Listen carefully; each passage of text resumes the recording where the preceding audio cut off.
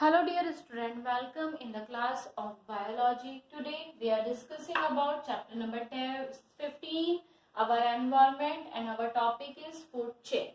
You all are aware about food chain. You already discussed about food chain in your PU lecture.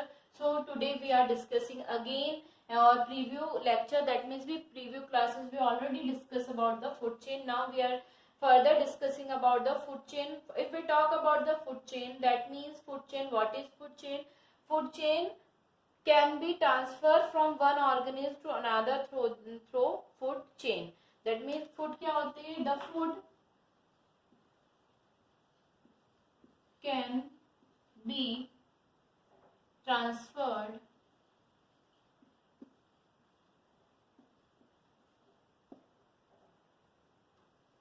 from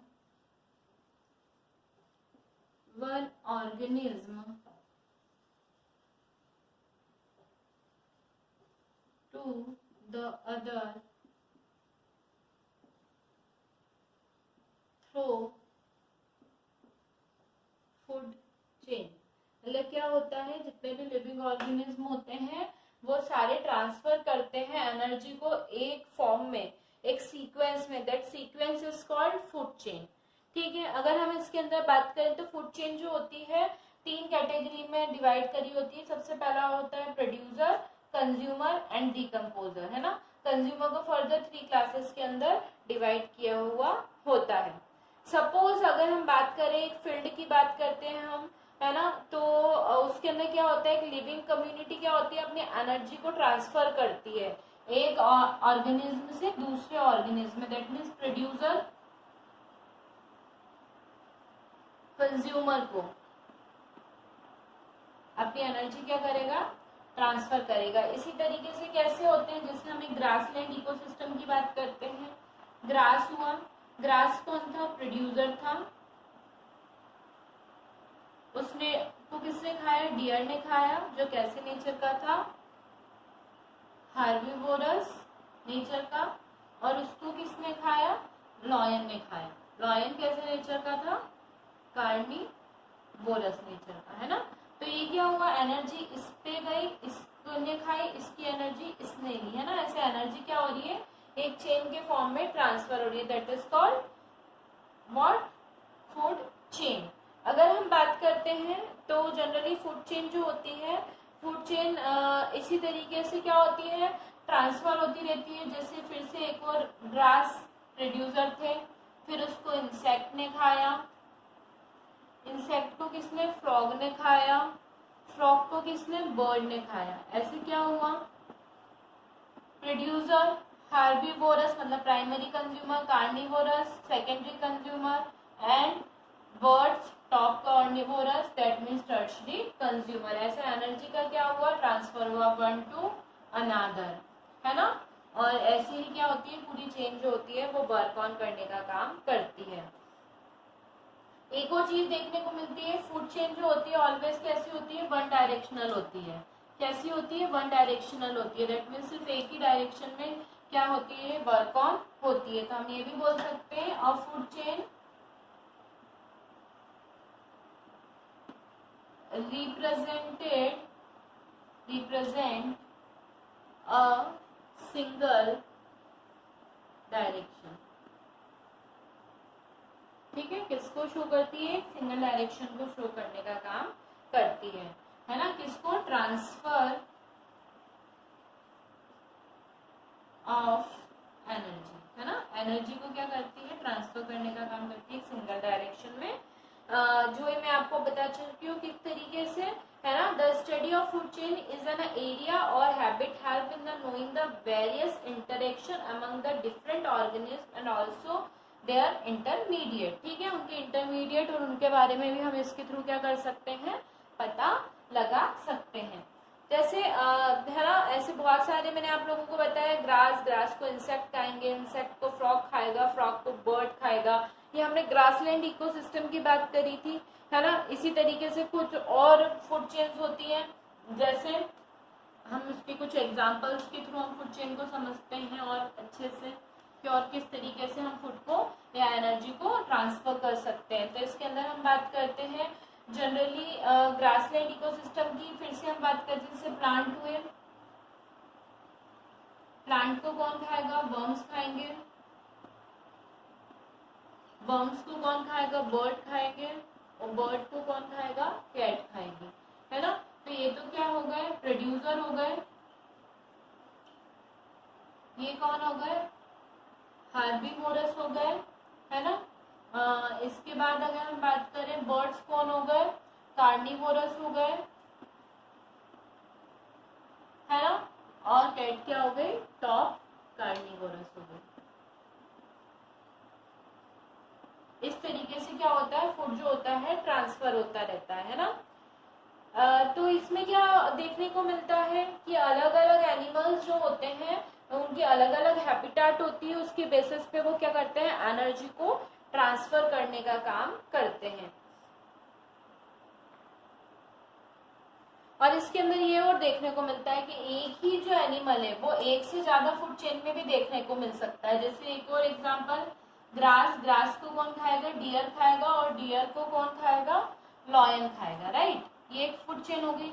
अब दूसरी क्या होगी, grass हो गए, grass को कौन खाएगा, फिर से डियर खाएगा, और इस डियर को कौन खाया जाएगा, जैकल खाया जाएगा। ये अलग अलग फूड चेन्स है, पर है ना फूड चेन्स के मेंबर बहुत सी बार कैसे हो सकते हैं, सिमिलर हो सकते हैं। एक animal different type of food chains को भी क्या कर सकता है, शो कर सकता है, ठीक है। यही वे में, इसी पैटर्न में क्या होता है, हमारी बॉडी के अंदर लिविंग ऑर्गेनिज्म जितने भी होते हैं, not only human, some other plant, some other animal, इनके अंदर क्या होता है, एनर्जी का ट्रांसफॉर्मेशन देखने को मिलता है। और इसी के साथ हमारा टॉपिक फूड चेन जो होता है वो फिनिश होता है। Now we are discussing about food web, है ना। इसके बारे में भी आपने प्रीव्यू लेक्चर्स के अंदर पढ़ रखा है।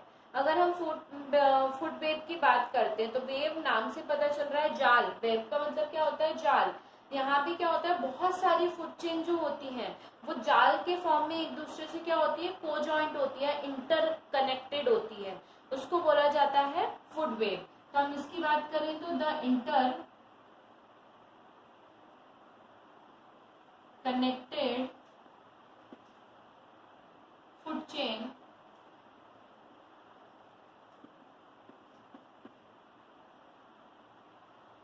operating in a ecosystem which establish a network